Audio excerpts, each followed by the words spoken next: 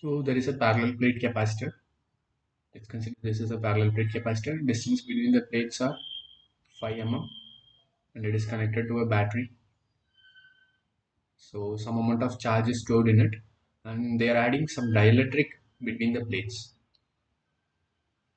So let's consider this is the dielectric between the plates they are adding, and this thickness is 2 mm and the dielectric constant is K.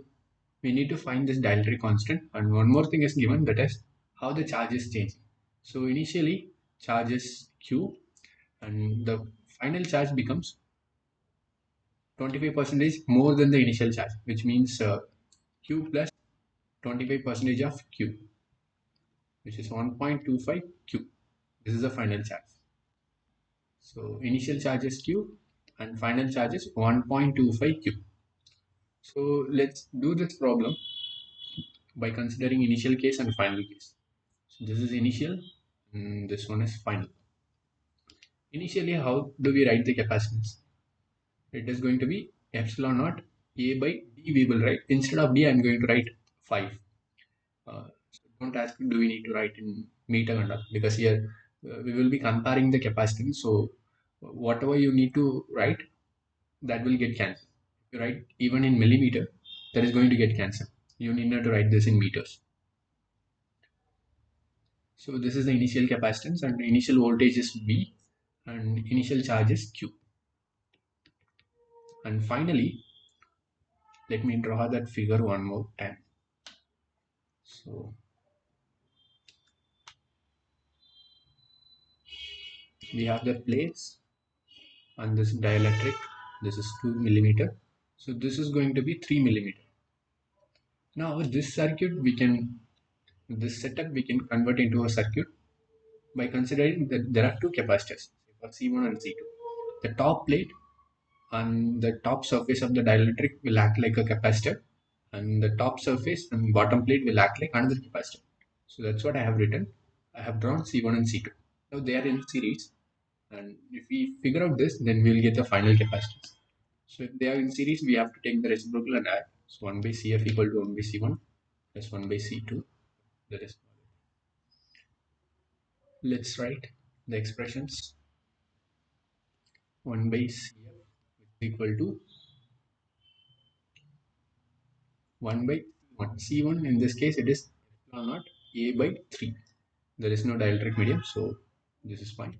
And C2 is K times epsilon naught A by 2 because there is a dielectric. And this dielectric constant we are considered as K.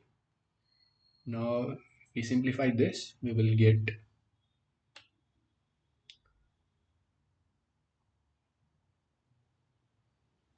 so maybe I can just take whatever things are common. 1 by epsilon naught A I can take.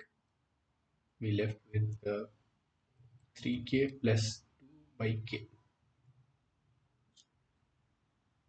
So the final capacitance is going to be epsilon naught A divided by 3K, the final capacitance. And final charge, as we discussed, 1.25 times of initial charge, which is Q. And final potential difference is going to be V only, because uh, the battery is still in connection. As long as the battery is in connection with the capacitor, the potential is going to be same. So these are the stuff we have. Initial parameters, final parameters we have. So let's compare these two and get the answer. Final charge equal to 1.25 times of initial charge. So how do we write charge? Charge can be written as C into V, capacitance into voltage. So I'll write K, which is equal to initial capacitance into initial voltage. And this one is epsilon naught A K divided by 3K plus 2 into V, which is equal to epsilon naught A by 5V. So this V, epsilon naught A, we can cancel.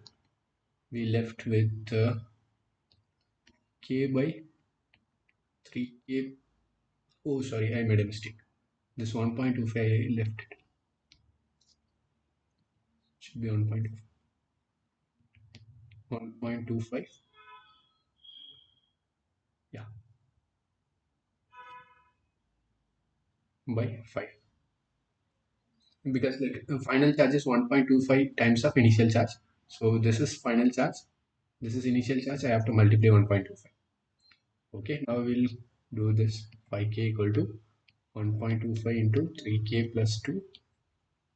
We rearrange, then 5k minus 3.75k equal to 2.5. 1.25k equal to 2.5. So k equal to 2.